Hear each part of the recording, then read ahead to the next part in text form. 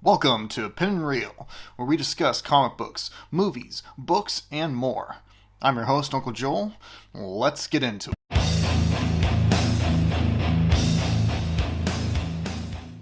For the Infinite Frontier era, Philip Kennedy Johnson was given the unenviable task of following up Brian Michael Bendis' Superman.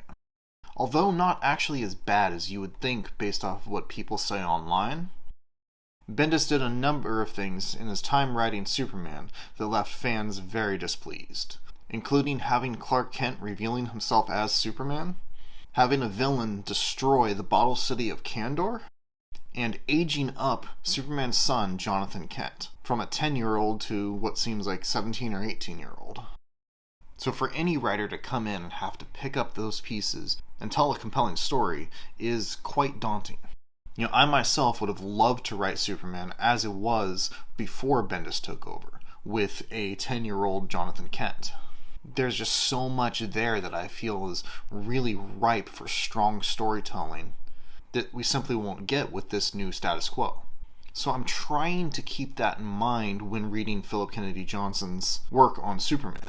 I don't like the older Jonathan Kent, but I can't hold that against this new writer. Unfortunately, in this 2-issue introductory story arc, I'm not really impressed. I feel like the dynamic between Superman and his son just doesn't really click. And part of that is that I don't have a strong sense of Jonathan's personality as a young adult, but also I didn't really gel with the way Johnson wrote Superman either. Add to that the fact that both of these chapters feel very similar. I felt like I was reading a story that was stretched out longer than it really needed to be.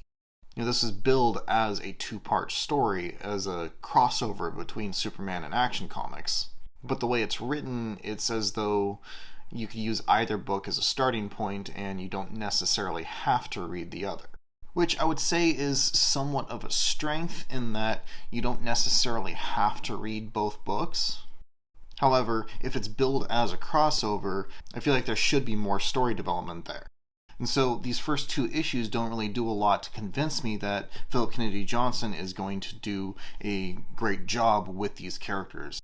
However, he does lay the groundwork for some interesting story developments. So I do feel like he is laying the groundwork for some interesting stories in the future, and it has the potential for really expanding on Superman's mythology.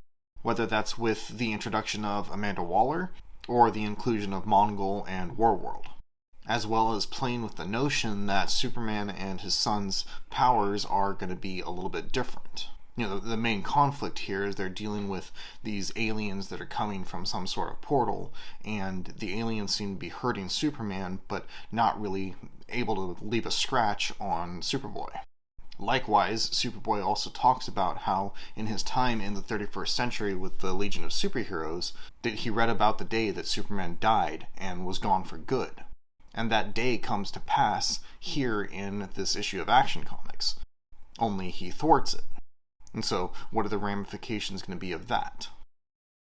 And what are going to be the ramifications of the Infinite Frontier issue 0 story tidbit, where the Spectre suggested that Jonathan Kent had the potential to be the greatest threat to the DC universe? And so, there are a lot of different, very interesting ideas that Johnson is working with here. But with the vast majority of the books focused solely on Clark and Jonathan, and my not enjoying the way that he writes either character, I didn't really enjoy either book very much. Particularly with the lack of the Daily Planet, or Lois Lane, or any of Superman's supporting cast, I just don't have a strong sense of how he's going to work within the established world, beyond him moving Superman out of that into Warworld and into the greater universe beyond.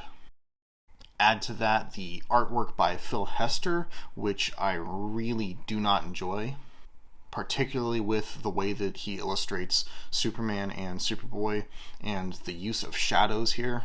I just find very little for me to actually like within this book. Now, I am a huge Superman fan, and so it's always disappointing when Superman is written poorly, but unfortunately, I would say that he's written poorly here.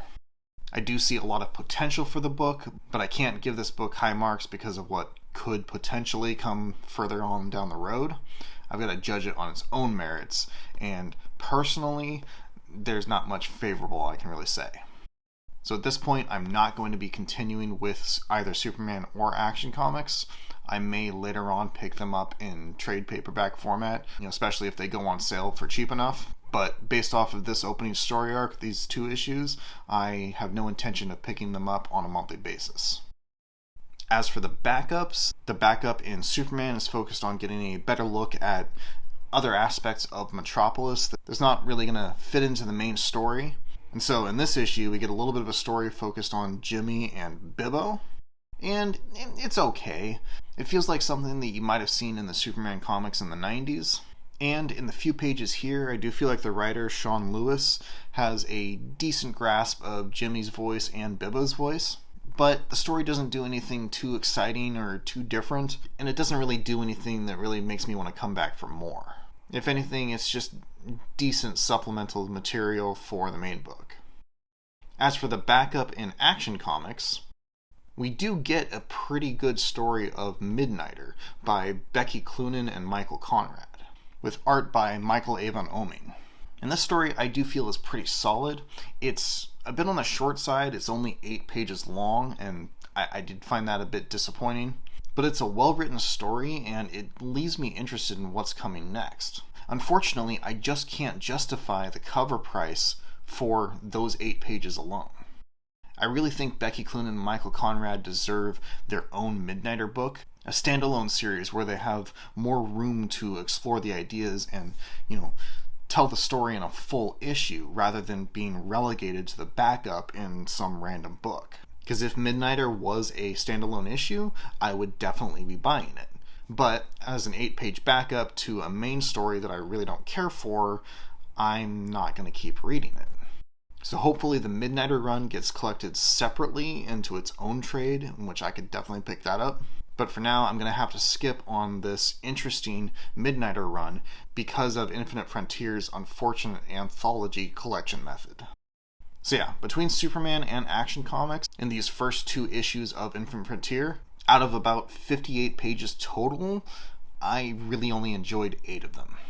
I've seen a few reviews online of other people that really enjoyed the book. Newsarama gave both Superman and Action Comics, I think, a 7 or an 8 out of 10. And I really don't understand that. But since they gave it such a high score and I really didn't care for it, I would say that maybe you should judge it for yourself. I personally can't recommend it, but I am hopeful that maybe Johnson will improve as time goes on. But for now, I'm going to be sitting out both Superman and Action Comics. Be sure to help me out by hitting like and subscribe. Leave a comment to let me know your thoughts. And until next time, this is Uncle Joel saying, stay tangible.